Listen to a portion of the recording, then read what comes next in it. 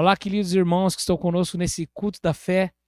Prazer enorme poder estar compartilhando novamente a palavra com vocês, aqui com a Betel. Eu espero que essa palavra cumpra mesmo o propósito de Efésios 4, que possa gerar não só a motivação, mas possa gerar maturidade, desenvolvimento, que possa contribuir com a sua vida cristã. Afinal, quanto mais maturidade a gente desenvolve, mais autonomia, mais força, mais sabedoria e mais autoridade espiritual dentro dessa maturidade nós temos. Então, a palavra que eu queria compartilhar hoje, ela começa, eu gosto muito, esse é um texto que tem sido tônica para a minha vida ministerial. Eu queria começar com você, onde a gente terminou na minha última pregação, no Shema Israel, que está em Deuteronômio, versículo 6, onde o Senhor tirou o povo do Egito e traz eles para esse lugar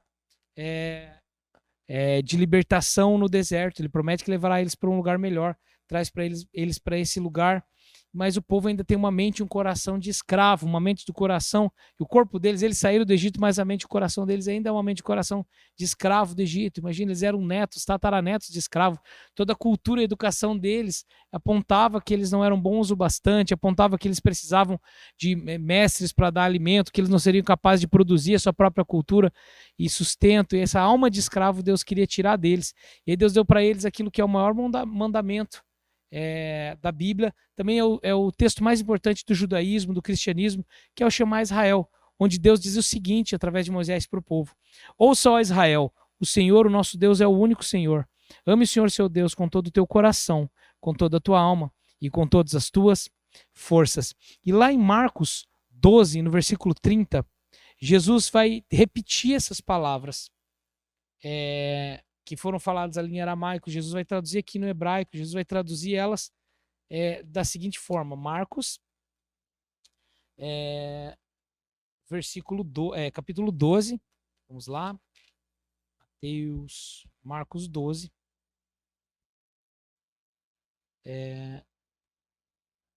versículo 30, Marcos 12, 30.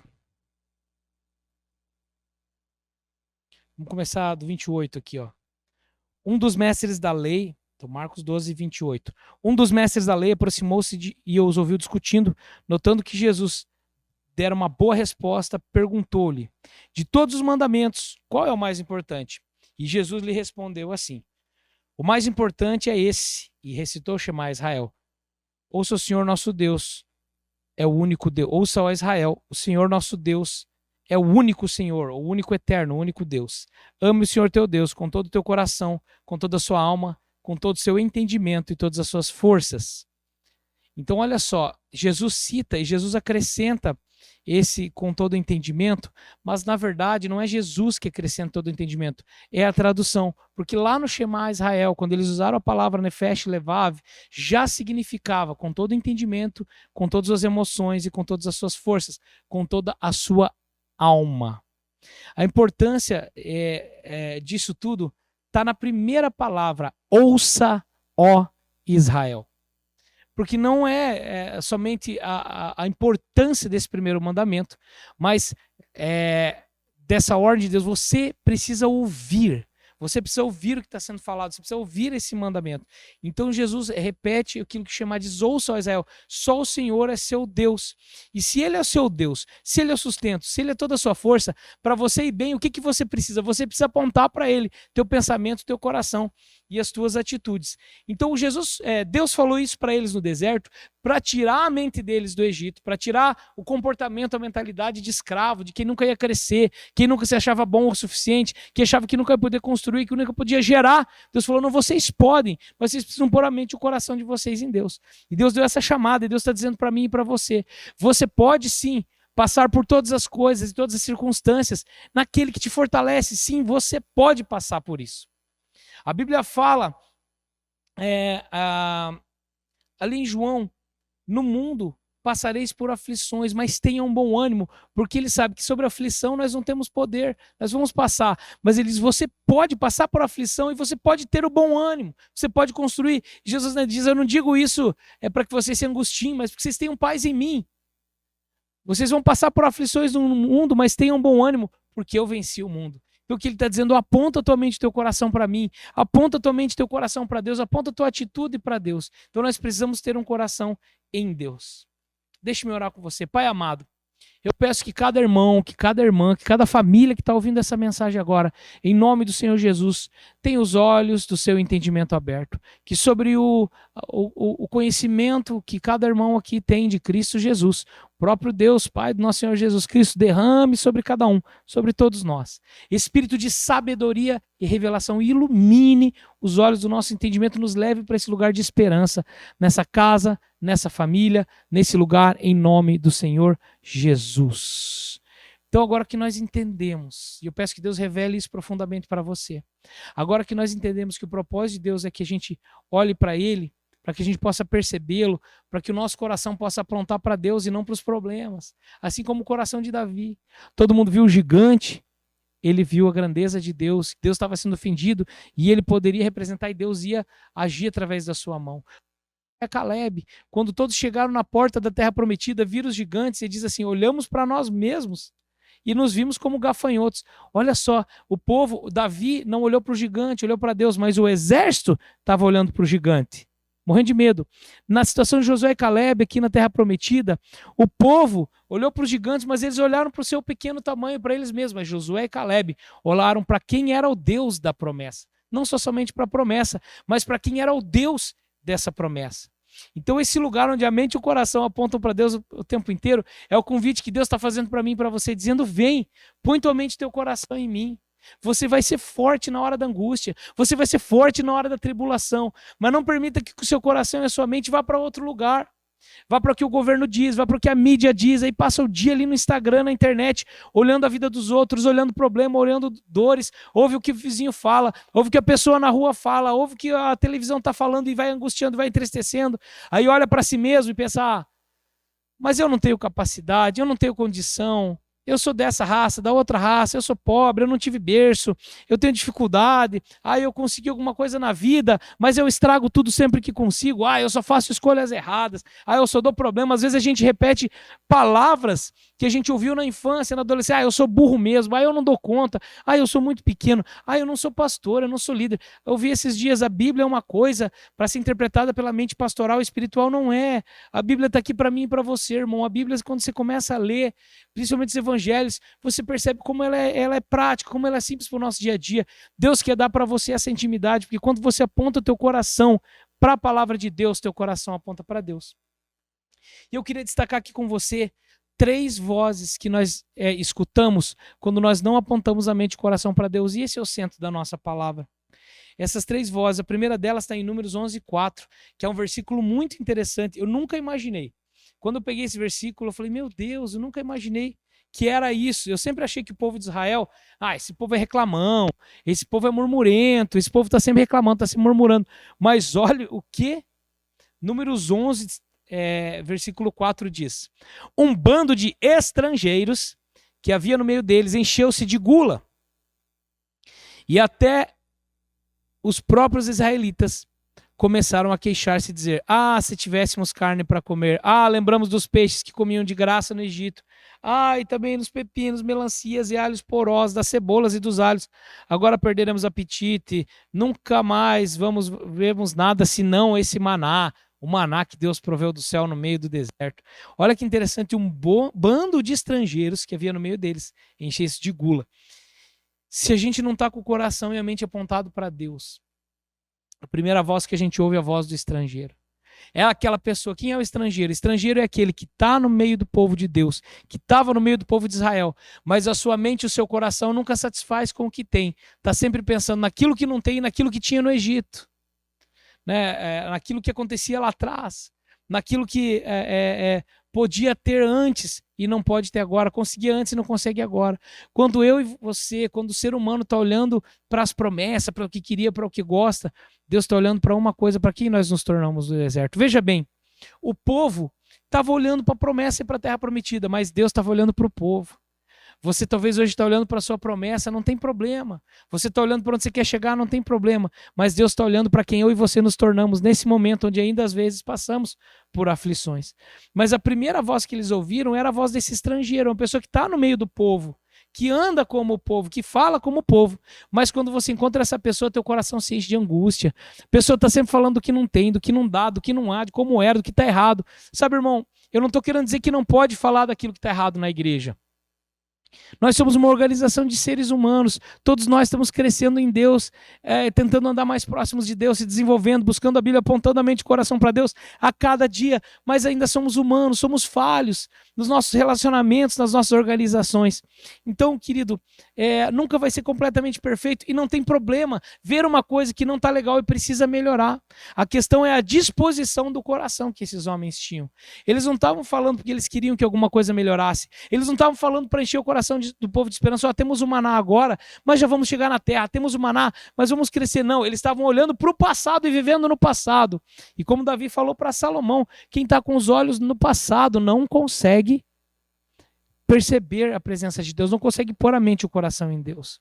Jeremias fala para Israel assim, em 29:13 de Jeremias ele diz: buscar-me-eis e me achareis, quando buscares de todo o seu coração. Coração é a mesma palavra que usa no Shema Israel, que nós estamos usando aqui. Todo pensamento e sentimento aponta para Deus, mas não.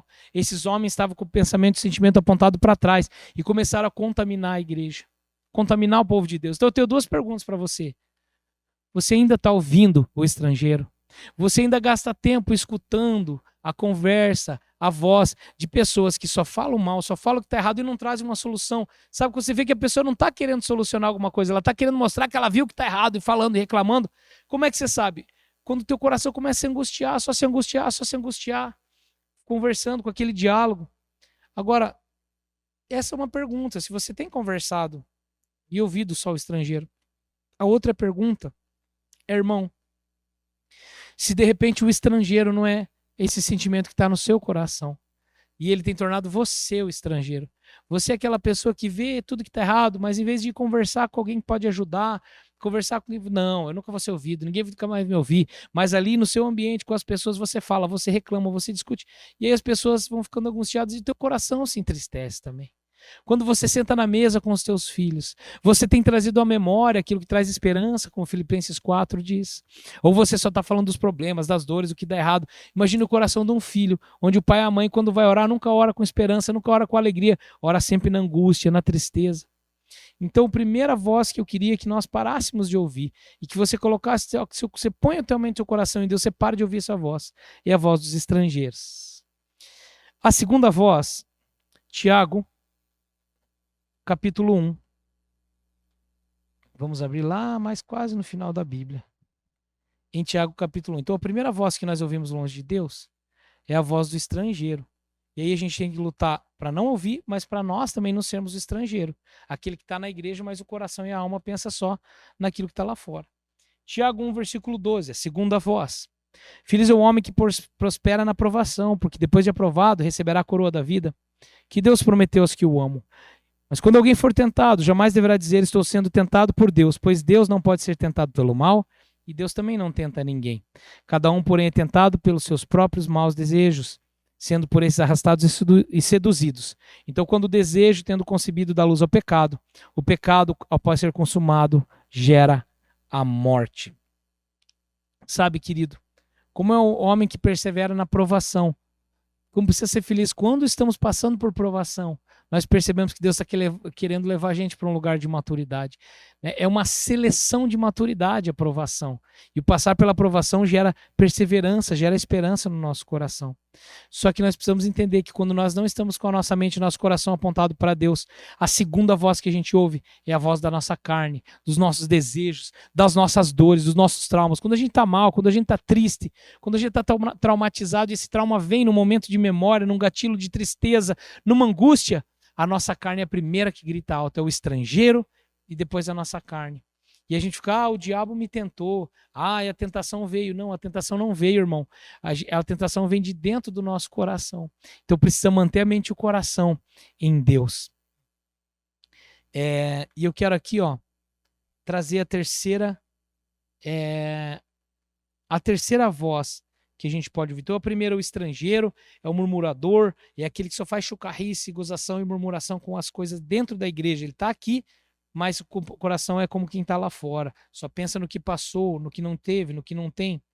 e nunca traz uma solução. A segunda é a voz da nossa carne, quando a gente está em dor, vem ira, mágoa, tristeza, raiva, dúvida, incredulidade que a nossa carne traz. E a terceira voz está aqui em Salmo 1, de 1 a 3. Salmo 1, de 1 a 3 diz o seguinte. Você tem que saber decor, igreja. Como é feliz aquele que não segue o conselho do ímpio, não imita a conduta do pecador, não assenta na roda dos zombadores. Ao contrário, tem sua satisfação na lei do Senhor, e nessa lei ele medita de dia e de noite. Ele é como uma árvore plantada à ribeira das águas correntes, dá fruto na hora certa e suas folhas nunca murcham, e tudo quanto fizer prosperará. Aqui ele está falando, agora, não é mais de alguém que está dentro do povo, e parece com que e pensa tem o coração só no que está lá fora, no passado, e também não está falando da nossa carne, da nossa tentação. Aqui ele está falando da voz daquele que é do ímpio, da voz daquele que é pecador e zombador. O ímpio, o pecador que ele está falando não é a pessoa que comete um pecado, mas é aquele que vive em pecado como se não precisasse de Deus e não devesse prestar contas a Deus, e esse é o ímpio. E fatalmente esse cara vai estar na zombaria, vai estar zombando, vai estar rindo, porque uma forma de você fugir da culpa é fazer uma zombaria. Então essa pessoa, ela vive como se não precisasse de Deus. Ela vive em pecado, ela está lá fora, ela não quer saber de Deus e ela ainda zomba das coisas de Deus, das coisas da vida. Então são essas três palavras, são essas três vozes que quando nós estamos afastados de Deus, nós escutamos. E olha que interessante, o contrário desse é aquele que encontra satisfação na lei do Senhor, e nessa lei medita dia e noite. Ele agora começa a dizer, a gente viu as três vozes que nós ouvimos quando não ouvimos a Deus, quando estamos longe de Deus, e agora ele está apontando para a voz que nós ouvimos em Deus. Aquele que encontra sua satisfação na lei do Senhor, nela medita de dia e de noite, será como uma árvore plantada junto à beira das águas correntes, ou ribeiros de águas correntes. Ou seja, você tem provisão, alimento e frescor o tempo inteiro. Olha que bom ter uma vida com Deus, que se tem a sensação de frescor e não de peso, não de dor, não de amargura, mas de frescor. Na hora certa dá o seu fruto, no tempo certo dá o fruto, não é antes nem depois. Suas folhas nunca murcham, folhas falam de remédio e sombra, aquilo que você produz na vida dos outros. Cristo em vós é a esperança da glória. Você gera sombra, frescor, paz, e você também gera suporte, alimento para o outro, remédio para o outro. E tudo que ele faz prosperará. Mas pastor, qual a diferença? Assim, como é que eu sei que eu estou ouvindo a voz de Deus? Olha só, João 14, 27. Vamos lá para o Evangelho de João. Mateus, Marcos, Lucas e João. Vamos lá para o Evangelho de João, capítulo 14. Olha que lindo Jesus falando. Versículo 15. Vamos começar do 15. Opa, é 14. Não, 27, me perdoa. Versículo 14, 27. Tudo isso lhes tenho dito enquanto ainda estão com vocês, mas o conselheiro Espírito Santo, que o Pai enviará em meu nome, lhes ensinará todas as coisas, e lhes fará lembrar de tudo que eu lhes disse. Deixo-lhes a minha paz, e a minha paz lhes dou, não como a do mundo dá. Não se perturbe o vosso coração, e nem tenha medo. A paz que Jesus nos dá, a voz de paz que Jesus nos dá, ela não dá como o mundo dá. O mundo dá paz só quando está tudo bem. O que Deus quer dar para mim e para você na sua voz é paz, mesmo num ambiente de tribulação. Então, meu querido, por último, eu quero ler com você Filipenses 4:8. Por quê? Porque a gente falou de como era o coração e a mente do povo e o resultado que eles tiveram de não olhar para Deus e só olhar para a tribulação, de não ouvir a Deus no momento da tribulação. Depois a gente viu as três vozes que a gente escuta, que nos mantém nesse lugar longe de Deus, que a gente escuta quando está afastado do Senhor. E agora eu queria ler com você em Filipenses, no capítulo 4, abre comigo lá. Filipenses capítulo 4. Em Filipenses capítulo 4, no versículo, vamos começar do versículo 4, irmãos, que é tão bonito esse texto. E ele vai falar como apontar o nosso coração para Deus, a nossa mente em Deus, as nossas atitudes em Deus. Olha só. Alegrem-se sempre no Senhor. Novamente direi, alegre-se. Sejam seja a amabilidade de vocês conhecida por todos. Está falando de alegria e de ação, de sentimento e atitude. Perto está o Senhor. Agora olha lá, não andeis ansiosos por coisa alguma, mas em tudo pela oração e súplicas e com ação e de graças apresente seus pedidos a Deus. Não ande ansioso por coisa alguma, mas em tudo pela oração, súplica e ação de graça. Oração é o diálogo com Deus, é o falar com Deus, é o estar o tempo inteiro em conversação. Pai, nesse dia estou na tua presença, vim para te adorar. Pai, toma conta desse estar com Deus, estar falando com Ele, agradecendo, olhando, vendo, orando, esse diálogo com Deus, essa vida de oração baseada no Pai Nosso que estás no céu. Santificado seja o vosso nome. O estudo, mais tarde, podemos trazer até o estudo do Pai Nosso.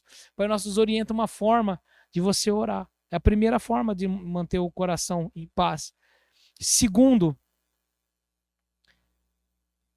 com súplicas. Súplicas é aquele clamor: Deus, isso está difícil, está dolorido, eu preciso. É quando você põe o joelho no chão, derrama as tuas lágrimas. Quando você clama pelo teu filho, quando você clama pela tua mãe, pelo seu pai, pela sua filha, pelos seus netos. Quando você clama por alguém: Pai, isso aqui está difícil. Pai, olha essa nossa vida financeira, essa dificuldade, Pai, essa doença, essa dor. Você faz Deus saber o teu pedido e você, por favor, Senhor, faz com clamor, com súplicas. E aí que a gente tem um diálogo com Deus na oração. A gente tem um clamor fervoroso nas súplicas. Vem a terceira forma, e ação de graças. Porque se a gente clama em súplica, em clamor, em súplica, em clamor, e nunca tem ação de graças, não há força e paz no nosso coração. Então clama por aquilo que precisa, mas sempre tenha uma oração de alegria, uma oração de gratidão ao Senhor, mesmo no meio da angústia. Porque a Bíblia diz que se na hora da angústia nos mostrarmos fracos, pouca será a nossa força. Mas ele está fazendo, você não precisa ter pouca força.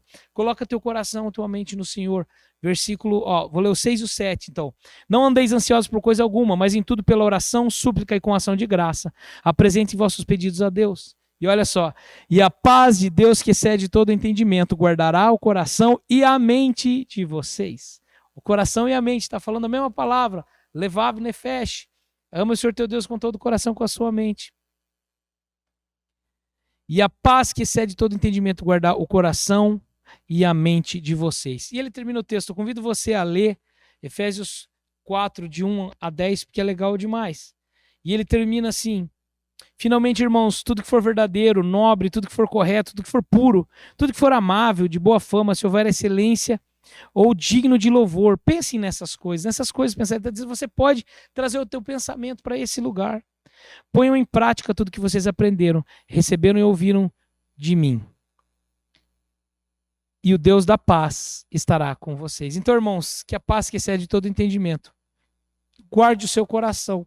Mas isso não é fruto somente da minha oração por você. Eu orar que a paz do Senhor guarde o seu coração é uma bênção. Eu faço isso por você. Mas a paz do Senhor, ele está falando, ela vem quando você, ao invés de ficar ansioso, você vem diante do Senhor com oração, com ação de graça, com súplica. E nesse momento, todas as outras vozes se calam, porque a voz do Senhor, sim, aí, é como o som de muitas águas. Como assim, pastor, como o som de muitas águas? Em 3 textos da Bíblia, 3 textos da Bíblia nos confirmam. A voz do Senhor é como um estrondoso, como o som de muitas águas. Se você já foi numa grande cachoeira, especialmente aquelas que dá para você entrar embaixo, ou talvez com umas cataratas, que você não consegue entrar embaixo, mas você chega perto. Quando você está longe, você consegue conversar. E você vai chegando perto da água, aquele barulho vai aumentando, aumentando, e você nem consegue, você tem que gritar e ninguém te ouve. Porque o som das muitas águas é assim, quando você está perto dele, ele abafa todos os outros sons. Então vem para perto do Senhor. A voz dele é mais poderosa que a sua dor, que o seu medo, que os seus traumas, que as suas tristezas. Não, vamos orar, ele está falando, ore, clame, ponha súplicas, mas tenha ação de graça. Medita na lei do Senhor, busca a palavra do Senhor, pratica o que ela tem ensinado. E aí a paz que excede todo entendimento vai encher o vosso coração. Muitos de nós cometemos o erro, a gente espera estar em paz, a gente espera se sentir bem para fazer as coisas, mas é justamente o contrário. Deus está dizendo para você, a minha paz não é como a paz do mundo, que quando está tudo bem ela vem. A minha paz, ela vem em todo o tempo, mas põe o teu coração em mim. Escuta, ó Israel, Ele é o Senhor nosso Deus, Ele é o único Deus, ninguém é soberano como Ele é, e Ele te ama, Ele é soberano sobre a sua vida. Então vem com Ele, em oração, súplicas, ação de graça, meditando na lei do Senhor, tendo nela o seu prazer. Tudo quanto fizer prosperará. E a paz que excede todo entendimento encherá os vossos corações. E é isso, meu irmão, eu desejo que a paz de Deus, não é só chegar na igreja, agora a próxima vez que você chegar na igreja e falar, irmão, graça e paz, ou falar a paz de Deus, a paz do Senhor para um irmão seu, que seja muito mais que uma palavra, que seja algo que você tenha alcançado e buscado em Deus, você tem se colocado debaixo da cachoeira, porque não adianta a voz ser o som de muitas águas e você se manter longe dela. Agora, quando você chegar debaixo dessa cachoeira, que é a voz do Senhor, no dia a dia, com graça, oração, súplica, com palavra, com relacionamento com os irmãos, com o ambiente da casa de Deus. Aí sim, eu te dou certeza que a paz que excede todo o vosso entendimento inundará os vossos corações, estrondosa, abafando o som das nossas dores, curando os nossos corações, em nome de Jesus. Que Deus te abençoe, que essa palavra encontre seu coração com alegria e com muita paz. Pai, eu oro pelos meus irmãos, que haja paz sobrenatural, mas que haja agora uma sede da tua presença e da tua palavra, uma fome da tua presença e da tua palavra, que enche essa casa, que as orações e as súplicas sejam ouvidas do céu dessa casa, mas também com a mesma força seja ouvida a ação de graça e gratidão por quem tu és, pela tua enorme salvação e por tudo que tu tens feito em nossas vidas, e simplesmente pelo dom que temos de poder respirar, falar, comer, trabalhar e viver nesse mundo que o Senhor nos criou, até que um dia possamos estar com o Senhor aí no lugar eterno, com o corpo glorificado na tua presença eternamente. Amém, amém e amém. Que você, assim como vai estar na presença eternamente, já possa estar agora na presença de Deus, com a paz que excede todo entendimento. Deus abençoe, meu irmão. Até a próxima.